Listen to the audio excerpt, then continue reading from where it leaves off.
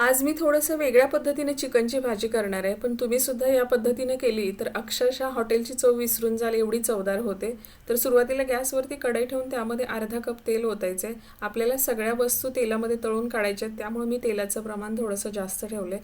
आता मोठे 2 कांदे उभे चिरलेले लालसर होईपर्यंत आपल्याला तेलामध्ये चांगले तळायचे आहेत. पण त्याच्या अगोदर थोडासा कलर चेंज झाला ना कांद्याचा, की त्यामध्ये 3 ते 4 चमचे खोबऱ्याचे काप टाकायचे, म्हणजे दोन्ही सोबतच चांगलं भाजलं जातं आहे. आता दोन्ही पण चांगले लालसर कलरमध्ये भाजलेले आहेत, तर आपण ताटामध्ये काढून घेऊया. आणि तुम्हाला कांद्यासोबत खोबरं भाजायला जमत नसेल तर दोन्ही वेगवेगळं भाजलं तरी सुद्धा चालते. कढईतलं थोडंसं तेल कमी करूया, 1 चमचा एवढं ठेवायचं, त्यामध्ये बाकीचे मसाले भाजू.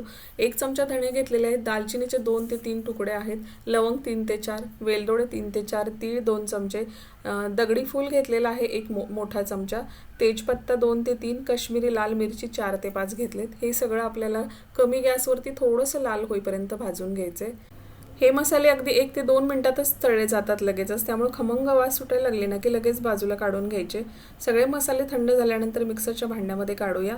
सोबतच आपण तळलेला कांदा आणि खोबरं ते सुद्धा यासोबतच घ्यायचं आहे. याचबरोबर 2 ते 3 तुकडे आल्याचे, 8 ते 10 लसणाच्या पाकळ्या, 1 चमचा मीठ घालायचे आणि हे बारीक वाटून घ्यायचे. थोडंसं पाणी लागलं तर टाकून चांगली पेस्ट करून घेऊया अशा प्रकारे. आणि पाणी लागतंच, त्यामुळे तुम्ही पाणी टाकलं तरी चालते. आता गॅसवरती कुकर ठेवायचं आहे. सुरुवातीला आपण मसाले सगळे तेलामध्ये तळलेले, त्यामुळे इथं थोडंसं तेल वापरलं तरी चालते. तरी मी मोठे 2 चमचे तेल टाकले, 1 चमचा जिरे आणि 1 मोठा चिरलेला टोमॅटो टाकला आहे. टोमॅटो चांगला मॅश होईपर्यंत आपण इथं परतायचं आहे. टोमॅटो मॅश होण्यासाठी इथं अर्धा चमचा परत मी मीठ घातले आणि चांगलं परतून घेऊ. अगोदर पण आपण मीठ घातलेलं असल्यामुळे मिठाचं प्रमाण तुम्ही तुमच्या आवडीप्रमाणे कमी जास्त करू शकता. आता जो मसाला आपण बारीक केलेला आहे तो टाकूया आणि तेलामध्ये मसाला चांगला परतून घ्यायचा आहे.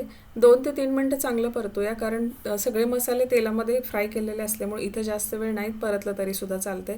तरी 2 ते 3 मिनटं चांगलं परतून घेतले. आता बाकीचे मसाले टाकू. तर 1 चमचा हळद घातली, 2 चमचे लाल तिखट घालायचे.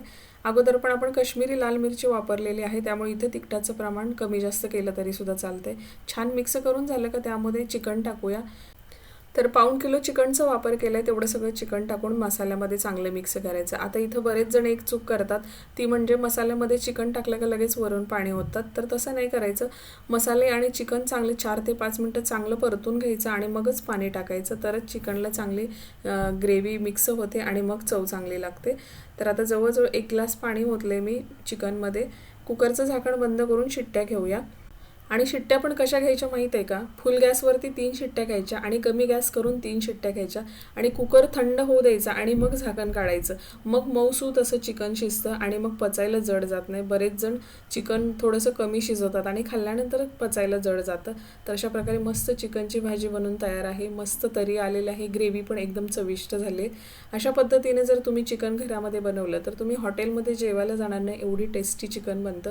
बऱ्याच रेसिपीज मी या अगोदर पण चिकनच्या चॅनलवरती टाकलेल्या आहेत, त्या पण तुम्ही जाऊन बघू शकता. त्या पण टेस्टी आणि वेगळ्या पद्धतीने बनवलेल्या आहेत. आणि तुम्ही सुद्धा अशा पद्धतीने घरी चिकनची भाजी ट्राय करा आणि जर रेसिपी आवडली असेल तर कमेंट बॉक्समध्ये नक्की सांगा.